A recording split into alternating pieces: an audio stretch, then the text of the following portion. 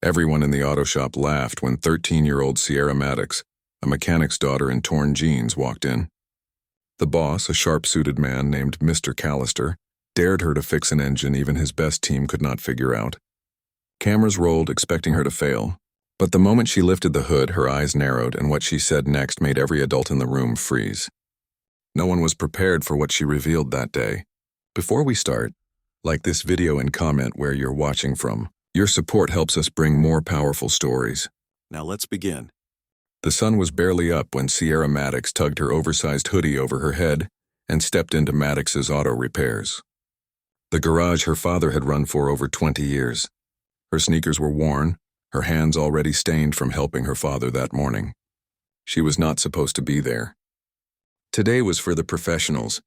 Big-time executives from Wilcor Motors had scheduled an official visit, and her father had warned her to stay home. But Sierra had a feeling. Something deep inside told her she needed to be there.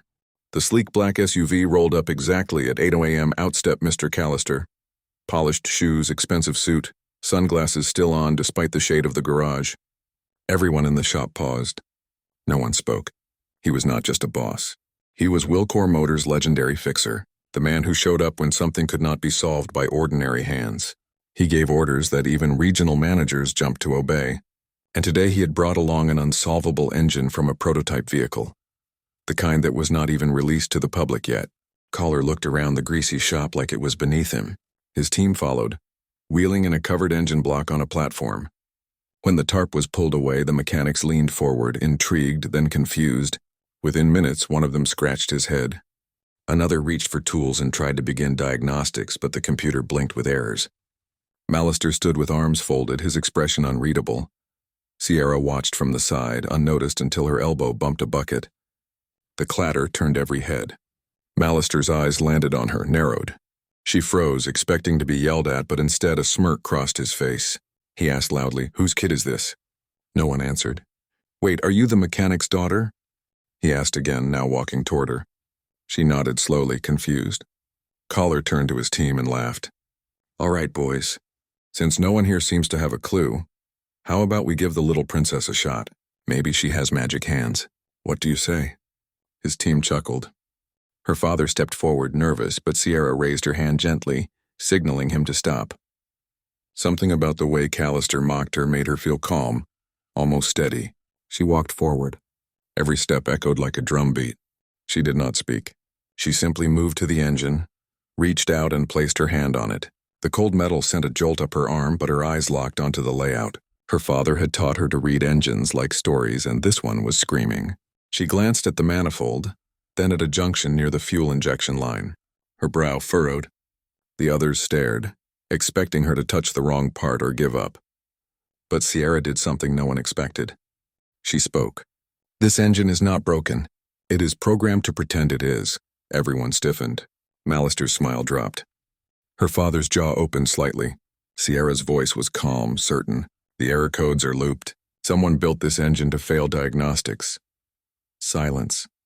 Callister stepped closer, his voice suddenly sharp. "Who told you that?" Sierra slowly looked up at him and replied, "No one." She paused, then added, "But whoever made this wants you chasing problems that are not real." Every person in that room had gone completely still. No one knew how to react. Sierra was not just making a guess.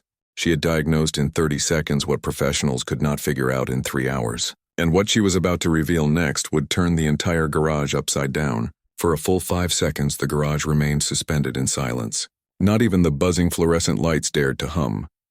Mr. Callister's eyes pierced into Sierra's not with curiosity, but with something colder. Disbelief masked as authority. He stepped closer, just inches from her face. His voice dipped in calculated threat. "You are suggesting that my engineers made a deliberate error?" He asked slowly. Sierra did not blink. She did not flinch. "Not your engineers," she said softly. "Someone higher." Her voice was even, but inside her heart was pounding like a war drum. She had no official proof, only instinct, experience, and the kind of understanding that came from growing up under the hood of cars instead of under chandeliers. Callister's team shuffled uncomfortably. One technician named Marvin, a tall man in his 50s with tired eyes and grease stains on his collar, finally spoke up. Sir, I did notice that the diagnostics kept looping the same failure code even after resets. It was odd, but I assumed the system was glitched. Caller shot him a look that shut him up instantly. Sierra walked over to the diagnostic tablet, tapped through a few menus, then held it up so everyone could see there. This loop repeats every 91 seconds. It is not a glitch. It is a mask. The real issue is hidden underneath it. She pressed a sequence of commands that bypassed the main interface, something only an insider would know. Within seconds, a second layer of diagnostic data appeared and a red alert flashed. Internal sabotage detected. Error source traced to firmware injection. Access granted from Wilcor HQ. Gasps filled the garage. Her father, who had remained frozen the entire time, took a step forward. Sierra, where did you learn to do that? Sierra looked at him, her voice trembling now for the first time. I reverse engineered their diagnostic app last summer.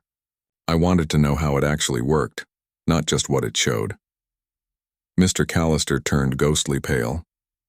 He reached out and snatched the tablet from her hands, staring at the screen like it was a loaded weapon. His voice, once smooth and smug, now cracked with something dangerously close to fear.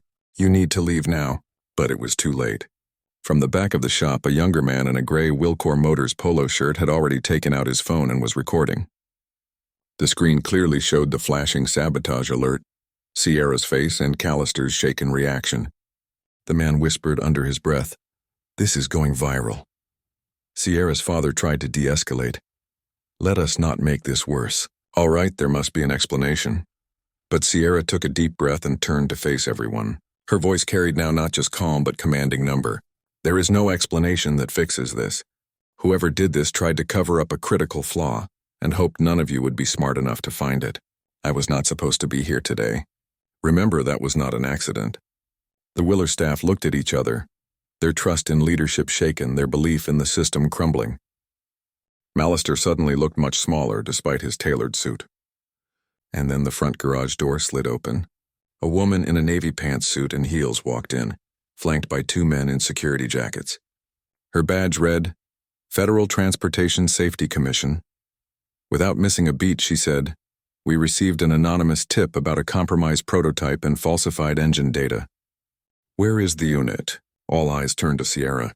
She simply pointed at the engine, then at the man who had dared her to touch it. Caller tried to speak, but nothing came out.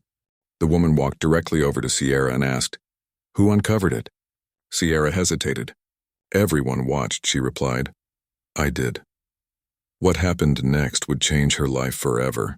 For a moment, the entire garage felt like it had stopped breathing. Sierra's declaration echoed in the air like a lightning strike in the dead of night. The federal agent looked at her with a raised brow, not in disbelief but with a flicker of unexpected respect. She turned to the two security men behind her and nodded. "Secure the unit. Copy all data from the system. Nobody leaves." Chaos began to quietly ripple through the garage. Phones buzzed in trembling hands. Marvin stepped back, his mouth slightly open, whispering to another technician. "This girl just tore the entire roof off the Empire." Mr. Callister, now visibly sweating, took a step forward, trying to regain control. "There is some misunderstanding. She is not a part of this company. Her access to our systems was unauthorized. This is a security breach. I want her removed immediately." But the agent's response came without even looking at him. "Unauthorized or not, she is the only reason we know about this. You should thank her." Callister opened his mouth again but then stopped, his jaw clenched. His eyes flicked towards Sierra with something dark in them. Fear mixed with quiet hatred. Sierra felt it. She had exposed something enormous, something powerful, and she had done it without even intending to. Her hands trembled slightly, not from fear, but from the weight of what was happening. She had not just pointed out a bug in the system. She had exposed a rotting nerve in one of the largest tech engineering giants in the country. Her father walked slowly toward her, his voice hushed but urgent. "Sierra, you have no idea what you just did. They will not forget this." "I do not want them to forget," she whispered. "I want them to change." Outside, a black SUV pulled up. The doors opened swiftly and out stepped a sharply dressed man in a dark blue coat, flanked by two more federal agents. His hair was silver, his eyes piercing.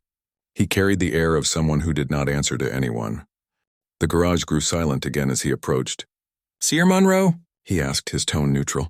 She nodded, trying not to show how fast her